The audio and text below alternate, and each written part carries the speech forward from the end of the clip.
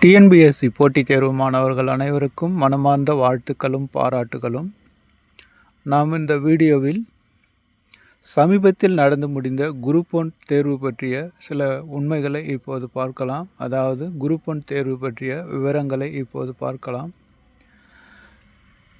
கேள்வித்தாளானது கடினமாக இருந்தாலும் அது எங்கிருந்து கேட்கப்பட்டிருக்கிறது என்ற விவரங்களை மாணவர்கள் தெரிந்து கொள்ளுங்கள். அப்போதுதான் நீங்கள் படித்து எளிதில் வெற்றி பெறுவதற்கு ஒரு வழி கிடைக்கும். அதை பற்றிய விவரங்களை இந்த வீடியோவில் பார்க்கலாம். அதாவது நடந்து முடிந்த குரூப் 1 தேர்வானது பெரும்பாலும் தலைவர்களை பற்றிய கேள்விகள் அதிகமாக கேட்டிருந்தார்கள். அதாவது தந்தை பெரியாரை பற்றியும் அவர் தோற்றுவித்த சுயமரியாதை இயக்கத்தை பற்றியும் பெரும்பாலான கேள்விகள் இருந்தது. அதற்கு அடுத்தபடியாக பேரறிஞர் அண்ணா அவர்களை பற்றியும் அவருடைய அரசியல் பயணம் தொடர்புடைய சில கேள்விகளையும் கேட்டிருந்தார்கள். இந்த இரண்டு தலைவர்களை பற்றியுமே பாடத்திட்டத்தில் தெளிவாக கொடுக்கப்பட்டுள்ளது. நண்பர்களே, பாடத்திட்டத்தை தெளிவாக படித்து புரிந்து பாருங்கள். சிலர் இது பாடத்திட்டத்தில் இல்லை என்றும் இது திமுகவினுடைய தேர்தல் பிரச்சாரம் என்றும் விமர்சனம் செய்தார்கள். நமக்கு அது தேவையில்லை நண்பர்களே. இது பாடத்திட்டத்தில் இந்த இரண்டு தலைவர்களையும் கொடுத்திருக்கிறார்கள். அதன் அடிப்படையில் கேள்விகள் கேட்டிருக்கலாம். நம்முடைய நோக்கமானது கேள்விகள் எப்படி கேட்டாலும் அதற்கு பதிலளிக்கக்கூடிய வகையில் நாம் தயாராக இருக்க வேண்டும். எங்கிருந்து கேட்டிருக்கிறார்கள், யாரை பற்றி கேட்டிருக்கிறார்கள் என்பதை பற்றியெல்லாம் நாம் விமர்சிக்க தேவையில்லை. ஏனென்றால் பாடத்திட்டமானது பட்டப்படிப்பை அடிப்படையாக கொண்டது என்பதால் கேள்விகள் எப்படி வேண்டுமானாலும் யாரை பற்றி வேண்டுமானாலும் கேட்பார்கள். அதை விமர்சனம் செய்வது நம்முடைய நேரம்தான் வீணாகும் நண்பர்களே. ஆகவே எப்படியாப்பட்ட கேள்விகளுக்கும் நம்மால் முடிந்தவரை பதிலளிக்க முயற்சி செய்வோம். அதுதான் நம்முடைய புத்திசாலித்தனம். எனவே பெரியாரை பற்றியும் அண்ணாவை பற்றியும் பெரும்பாலான கேள்விகள் கேட்டிருக்கிறார்கள். அது அவர்களுடைய நோக்கம் என்னவென்று நமக்கு தெரியாது. இருந்தாலும் அந்த இரண்டு தலைவர்களும் பாடத்திட்டத்தில் கொடுத்திருக்கிறார்கள். அதன் அடிப்படையில் கேள்விகள் கேட்டிருக்கலாம். எனவே நாம் எப்படி கேள்விகள் கேட்டாலும் அதற்கு பதிலளிப்பதற்கு தயாராக இருக்க வேண்டும் நண்பர்களே. அதற்கடுத்து நடந்து முடிந்த டிஎன்பிஎஸ்சி குரூப் 1 தேர்வானது ஒரு சில புத்தகங்களிலிருந்து பெரும்பாலான கேள்விகளை கேட்டிருக்கிறார்கள். அந்த புத்தகங்களை உங்களுக்கு நான் தெரியப்படுத்துகிறேன். கூடுமான வரையில் அதை படியுங்கள் நண்பர்களே. வர இருக்கிற குரூப் 2 மற்றும் 2A தேர்வுகளுக்கும் அதிலிருந்து தான் கேள்விகள் கேட்பார்கள். அதனுடைய நோக்கம் கருதி தான் இப்போது உங்களுக்கு இந்த விவரங்களை பதிவிடுகிற நண்பர்களே. என்னுடைய உறவினர்களில் ஏற்பட்ட தொடர் மரணங்களால் என்னால் சில மாதங்களாக வீடியோ பதிவிட முடியவில்லை. இப்போதுதான் ஓரளவு சகஜமான நிலைக்கு வந்திருக்கிறது நண்பர்களே. இதிலிருந்து தொடர்ந்து வீடியோ பதிவிட முயற்சி செய்கிறேன். அதன் அடிப்படையில் இப்போது முதல் வீடியோவாக வர இருக்கிற குரூப் 2 மற்றும் 2A தேர்வுக்கான சில முக்கியமான புத்தகங்களை சொல்லுகிறேன். அதை வாங்கி படியுங்கள் நண்பர்களே. அதாவது ஜூலை 15ஆம் தேதி குரூப் 2 தேர்வுக்கான நோட்டிஃபிகேஷன் வர இருக்கிறது. அதனைத் தொடர்ந்து செப்டம்பர் 28ஆம் தேதி குரூப் 2 தேர்வுக்கான பிலிமினரி தேர்வு, அதாவது முதல் நிலை தேர்வு நடைபெற உள்ளது. எனவே மாணவர்கள் அதற்கும் சேர்த்து இப்போதே தயாராகுங்கள் நண்பர்களே. அதன் அடிப்படையில் குரூப் 1க்கும் குரூப் 2க்கும் பெரும்பாலான வித்தியாசங்கள் ஏதும் இருக்காது நண்பர்களே. கேள்வி தரமானது அதே அளவில் தான் இருக்கும் என்று எதிர்பார்க்கிறேன். அதில் ஒரே ஒரு வித்தியாசம் என்னவென்றால் குரூப் 1இல் தமிழ் கிடையாது, குரூப் 2வில் தமிழ் இருக்கும். மற்றபடி பொது அறிவை பொறுத்தவரை குரூப் 1ம் குரூப் 2ம் ஓரளவு சமமாகவே தான் கேட்பார்கள். ஏனால் இப்பொழுது ஜிஎஸ் கேள்விகள் அனைத்தும் யூபிஎஸ்சி தரத்திற்கு மாறிவிட்டது. அதனால் வருகிற குரூப் 2 தேர்விலும் ஜிஎஸ் பகுதி எளிமையாக இருக்கும் என்று நாம் எதிர்பார்க்க முடியாது. குரூப் 1 எப்படி கேட்டார்களோ அதே அளவிலே, அதாவது கடினமாகவே ஜிஎஸ் பகுதியும் இருக்கும் என்று எதிர்பார்க்கிறேன். ஆகவே குரூப் 1 கேள்விகள் பெரும்பாலும் எங்கிருந்து எடுத்தார்கள் என்பதை தேடி ஆராய்ந்து ஓரளவு கண்டுபிடித்திருக்கிற நண்பர்களே, அவற்றை உங்களுக்கு பரிந்துரை செய்கிறேன். அதை படியுங்கள். கண்டிப்பாக குரூப் 2 தேர்வுக்கும் அந்த புத்தகத்தில் இருந்துதான் பெரும்பாலான கேள்விகள் எடுப்பார்கள். அது உங்களுக்கு வெற்றி பெறுவதற்கு போதும் என்று தான் நினைக்கிறேன் நண்பர்களே. இப்போது அதை பற்றிய விவரங்களை இப்போது பார்க்கலாம். மாணவர்கள் முக்கியமாக கவனிக்க வேண்டியது, யூனிட் 1 உள்ள சயின்ஸை படிக்க வேண்டாம் நண்பர்களே. அதற்கடுத்து ஜியாகிரபியும் நீங்கள் முதலில் படிக்க தேவையில்லை. ஏனென்றால் இந்த 2 பகுதியிலும் இருந்து 5 கேள்விகள் மட்டுமே கேட்கிறார்கள். அதற்காக நேரத்தை வீணடிக்க வேண்டாம். அதிகப்படியான கேள்விகள் கேட்கக்கூடிய பகுதியை முதலில் படியுங்கள் நண்பர்களே. அதாவது எக்கனாமிக் டெவலப்மெண்ட் அட்மினிஸ்ட்ரேஷன் இன் தமிழ்நாடு, அதாவது தமிழ்நாட்டின் வளர்ச்சி நிர்வாகம் மற்றும் பொருளாதாரம் என்ற பகுதியில் தான் பெரும்பாலான கேள்விகள் கேட்டு இருக்கிறார்கள் நண்பர்களே. அதை முதலில் படியுங்கள். இதற்கு படிக்க வேண்டிய புத்தகம் பா. சிவா அவர்கள் எழுதிய social issues in India and Tamil Nadu, அதாவது சமூக பிரச்சனைகள் இந்தியா மற்றும் தமிழ்நாடு என்ற புத்தகம் போதுமானது நண்பர்களே. நீங்கள் வேறு எதையும் படிக்க தேவையில்லை. ஆனால் அந்த புத்தகத்தில் ஏராளமான தகவல்கள் கொட்டி கிடைக்கிறது நண்பர்களே. அது ஒரு பெரிய கலைக்களஞ்சியம் போன்று உள்ளது. கூடுமான வரையில் மாணவர்கள் அதை வாங்கி படியுங்கள். அந்த புத்தகத்தில் இருந்து சுமார் 25க்கும் மேற்பட்ட கேள்விகள் நேரடியாக கேட்டு இருக்கிறார்கள். ஒரு சில கேள்விகள் மறைமுகமாக கேட்டு இருக்கிறார்கள் நண்பர்களே. நடந்து முடிந்த குரூப் 1 தேர்வில் அந்த புத்தகத்தை நீங்கள் முழுவதுமாக படித்திருந்தால் 30க்கும் மேற்பட்ட கேள்விகளை நீங்கள் சரியாக எழுதியிருக்கலாம். அவ்வளவு முக்கியத்துவம் வாய்ந்த புத்தகம் அது. தற்போது 2வது பதிப்பை வெளியிட்டு இருக்கிறார்கள். அதை வாங்கி படியுங்கள் நண்பர்களே. நிறைய திருத்தங்கள், நிறைய புதிய தலைப்புகளை சேர்த்து இருக்கிறார்கள். அதாவது social issues in India and Tamil Nadu 2025 January 2nd edition என்று வெளியிட்டு இருக்கிறார்கள். அதை வாங்கி படியுங்கள் நண்பர்களே. அதற்கடுத்து இந்தியன் பாலிட்டி என்று சொல்லக்கூடிய இந்திய ஆட்சியல், அதாவது இந்திய அரசியல் அமைப்பு சட்டம், இது எம். லக்ஷ்மிகாந்த் அவர்கள் எழுதிய புத்தகமே போதுமானது நண்பர்களே. எந்தவித தேர்வாக இருந்தாலும் இந்த புத்தகத்தில் இருந்து தான் எடுக்கிறார்கள். ஆங்கில வழியில் படிக்கக்கூடிய மாணவர்களுக்கு இந்த புத்தகமே போதுமானது. தமிழ் வழியில் படிக்க நினைப்பவர்கள் பிரகதீஷ் பப்ளிகேஷன் வெளியிட்டுள்ள இந்திய ஆட்சியல் என்ற புத்தகத்தை வாங்கி படியுங்கள் நண்பர்களே. இது ஓரளவுக்கு லக்ஷ்மிகாந்த் புத்தகத்துக்கு இணையாகத்தான் இருக்கிறது. தமிழில் படிப்பவர்கள் அதை படியுங்கள். ஆங்கிலத்தில் படிப்பவர்களுக்கு லக்ஷ்மிகாந்த் புத்தகமே போதுமானது, வேறு எதுவும் தேவையில்லை. இது 2வது அதிகமாக கேள்விகள் கேட்கப்பட்ட பகுதி நண்பர்களே. அதற்கடுத்து ஹிஸ்ட்ரி அண்ட் கல்ச்சர் ஹெரிட்டேஜ் என்ற புத்தகத்திற்கு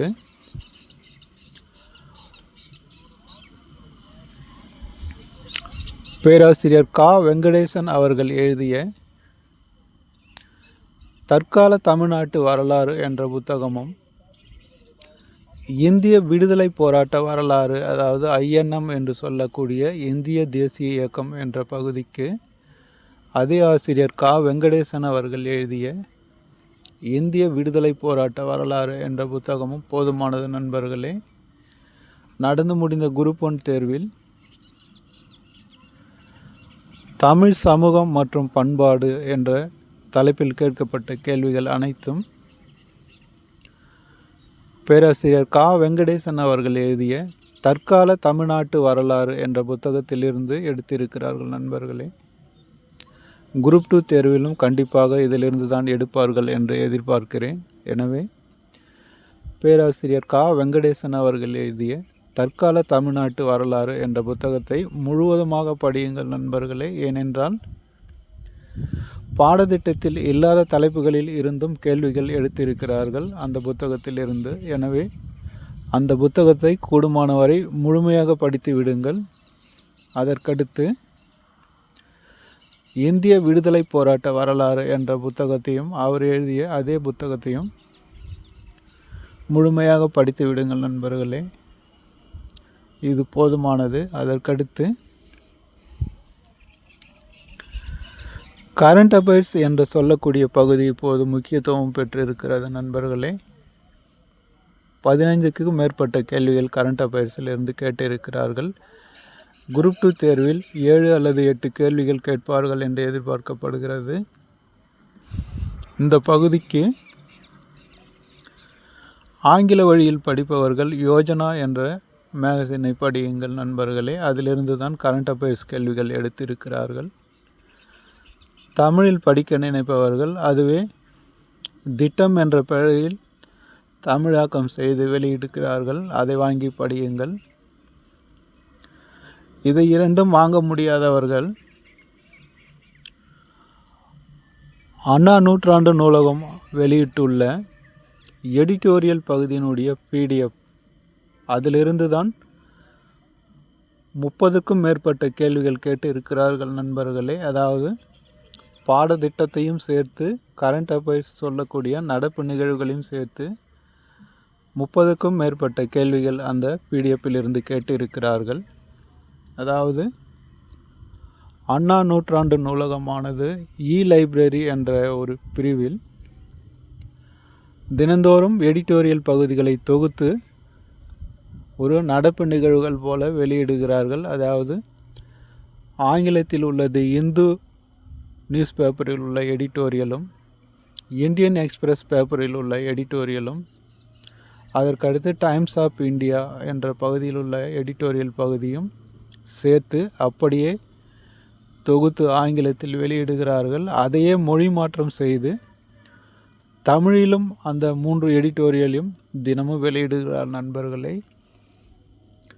இந்த எடிட்டோரியல் பகுதியிலிருந்து பெரும்பாலும் யூனிட் வைஸாகவும் கரண்ட் அஃபேர்ஸ் சம்பந்தமாகவும் 30க்கும் மேற்பட்ட கேள்விகள் கேட்டு இருக்கிறார்கள். மாணவர்கள் கூடுமான வரையில் அந்த எடிட்டோரியல் PDFஐ படியுங்கள். அது கிடைக்கப்பெறாத மாணவர்கள் நம்முடைய யூடியூப் சேனலில் PDF-ஆக கொடுக்கப்படும். அதை பார்த்து பயன்பெறுங்கள் நண்பர்களே. அதாவது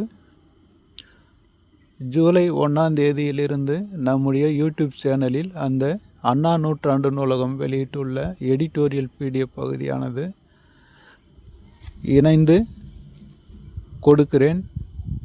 அதை நிச்சயமாக படியுங்கள் நண்பர்களே. அது பாடத்திட்டத்திற்கும் உதவுகிறது, நடப்பு நிகழ்வுகளுக்கும் உதவுகிறது நண்பர்களே. நடந்து முடிந்த குரூப் 1 தேர்வில் 30க்கும் மேற்பட்ட கேள்விகள் அந்த எடிட்டோரியல் பகுதியில் இருந்து வந்திருந்தது. எனவே மாணவர்கள் அதை பயன்படுத்தி கொள்ளுங்கள். குரூப் 2 தேர்வும் கண்டிப்பாக குரூப் 1 தரத்திற்கு இருக்கும் நண்பர்களே.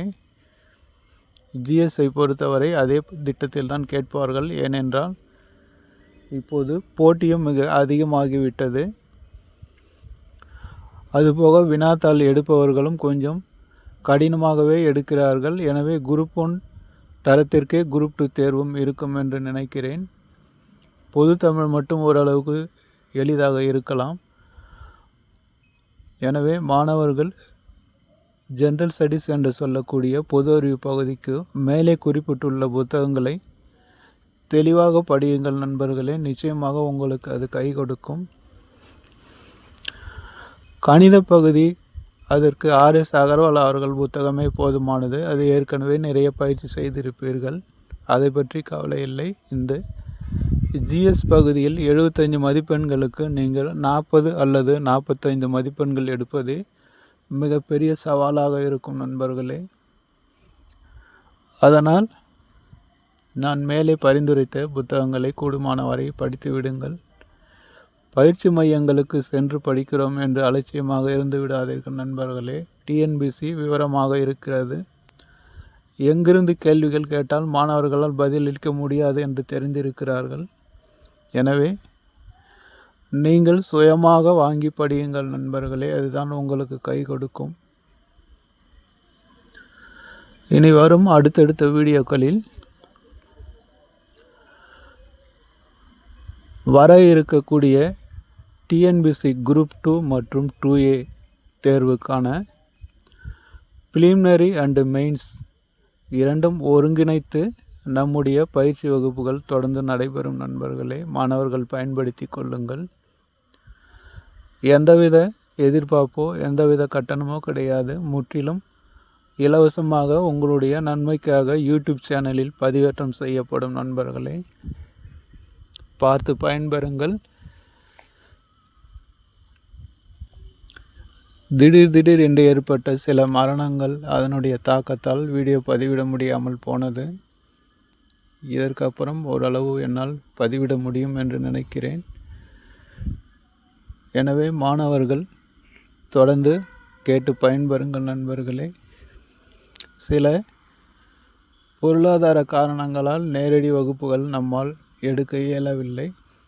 அதையும் கூடிய விரைவில் நேரடி வகுப்புக்கும் முயற்சி செய்து வருகிறேன் நண்பர்களே. அநேகமாக ஆகஸ்ட் மாதங்களில் இருந்து நேரடி வகுப்புகள் நடைபெறுவதற்காக சாத்தியங்கள் இருக்கும் என்று நினைக்கிறேன். அதுவரை நம்முடைய யூடியூப் சேனலில் பதிவேற்றம் செய்யக்கூடிய வீடியோக்களை பார்த்து பயன்பெறுங்கள் நண்பர்களே. நம்முடைய வீடியோக்கள் அனைத்தும் ஏற்கனவே டிஎன்பிசி குரூப் 1 தேர்வு எங்கிருந்து கேட்டார்கள் என்ற புத்தகத்தில் இருந்துதான் பயிற்சி வகுப்புகள் அனைத்தும் நடைபெறும் நண்பர்களே. ஏதோ கடமைக்காகவோ வேறு ஏதோ விளம்பரத்துக்காகவோ நம்முடைய வீடியோவானது பதிவேற்றம் செய்யப்படாத நண்பர்களே. ஒவ்வொரு வீடியோவும் ஒவ்வொரு மாணவருடைய வெற்றியை தீர்மானிக்கக்கூடிய வகையில் முக்கியத்துவம் வாய்ந்த பகுதியாகத்தான் பதிவேற்றம் செய்யப்படும். அதாவது ஏற்கனவே கேள்விகள் கேட்கப்பட்ட புத்தகத்தை அடிப்படையாக கொண்டுதான் பயிற்சி வகுப்புகள் நடைபெற இருக்கிறது. மேல் குறிப்பிட்டுள்ள அனைத்து புத்தகங்களிலும் பரிந்துரை செய்துதான் நண்பர்களே இந்த பயிற்சி வகுப்புகள் நடைபெறும். மாணவர்கள் ஓய்வு நேரங்களில் கேட்டு பயன்பெறுங்கள் நண்பர்களே. உங்களுடைய நண்பர்களுக்கும் ஷேர் செய்து விடுங்கள், அவர்களும் பார்த்து பயன்பெறட்டும். கூடுமான வரையில் நேரடியாக ஆன்லைன் வகுப்புகள் நடத்துவதற்கு முயற்சி செய்து வருகிறேன் நண்பர்களே. இன்னும் ஒரு சில மாதங்களில் அதற்கான வாய்ப்புகள் கிடைக்கும் என்று நினைக்கிறேன். இருந்தாலும் தேர்வு நெருங்கி கொண்டு இருக்கிற காரணத்தால் அதுவரை சும்மா இருக்கக்கூடாது என்று மாணவர்கள் பயன்பெற வேண்டும் என்று நம்முடைய யூடியூப் சேனலில் முக்கியத்துவம் வாய்ந்த தலைப்புகள் பதிவிடப்படும் நண்பர்களே. பார்த்து பயன்பெறுங்கள். அதாவது ஜூலை 12ஆம் தேதி நடைபெறவுள்ள குரூப் 4 தேர்வை நன்றாக எழுதி முடியுங்கள் நண்பர்களே. ஏனென்றால் குரூப் 2 தேர்வுக்கும் அதே பாடத்திட்டம்தான். கேள்விகள் மட்டும் சற்று கடினமாக கேட்பார்கள். ஆகவே குரூப் 2 தேர்வுக்கு முதல் படி குரூப் 4 தேர்வு தான். அதை தெளிவாக வெற்றிகரமாக எழுத முடியுங்கள் நண்பர்களே. தேர்ச்சி பெறுவது பெறாமல் போவது அதற்கு அடுத்த பிரச்சனை. கட்டாயமாக விண்ணப்பித்தவர்கள் அனைவரும் குரூப் 4 தேர்வை எழுதுங்கள். எழுதி முடித்துவிட்டு அடுத்த மறுநாளே குரூப் 2 தேர்வுக்கு தயாராகி விடுங்கள் நண்பர்களே. ஏனென்றால் பாடத்திட்டம் ஒரே பாடத்திட்டம்தான். கேள்வி கடினமாக இருப்பதால் காலத்தை வீணடிக்க வேண்டாம். ஒரு சிலர் குரூப் 4 தேர்வை சரியாக பண்ணவில்லை என்று புலம்பிக் கொண்டிருப்பார்கள். சில நாட்களை வீணாக கழித்து விடுவார்கள். அதெல்லாம் உங்களுக்கு தேவையில்லை நண்பர்களே. நீங்கள் குரூப் 4 தேர்வை சரியாக பண்ணாவிட்டாலும் பரவாயில்லை. குரூப் 2 தேர்வு உங்களுக்காக காத்திருக்கிறது நண்பர்களே. இந்த வருடம் வர இருக்கிற குரூப் 2 தேர்வானது அதிக பணியிடங்களை கொண்டிருக்கும் என்று எதிர்பார்க்கிறேன். அதாவது ஒரு குரூப் 2 மற்றும் 2A பணியிடங்களை சேர்த்து 4000க்கும் மேல் பணியிடங்கள் வரும் என்று எதிர்பார்க்கப்படுகிறது. நேர்முக தேர்வுடன் கூடிய, அதாவது குரூப் 2 என்று சொல்லக்கூடிய பதவிக்கு மட்டும் 500க்கும் மேற்பட்ட வேக்கன்சி வரும் என்றும், 2A பதவிக்கு 3500க்கும் மேற்பட்ட காலி பணியிடங்கள், மொத்தம் 4000க்கும் மேற்பட்ட காலி பணியிடங்கள் குரூப் 2 தேர்வில் வரும் என்று எதிர்பார்க்கிறேன் நண்பர்களே. எனவே குரூப் 4 தேர்வை எழுதி முடித்துவிட்டு உடனடியாக குரூப் 2 தேர்வுக்கு தயாராகுங்கள் நண்பர்களே. நான் இனி வரும் ஒவ்வொரு வீடியோவிலும் முக்கியமாக குரூப் 2 தேர்வுக்கு உதவக்கூடிய வகையில் வீடியோவானது பதிவேற்றம் செய்யப்படும். மாணவர்கள் பார்த்து பயன்பெறுங்கள் நண்பர்களே. அடுத்து வரும் வீடியோவில் சந்திக்கலாம். நன்றி நண்பர்களே.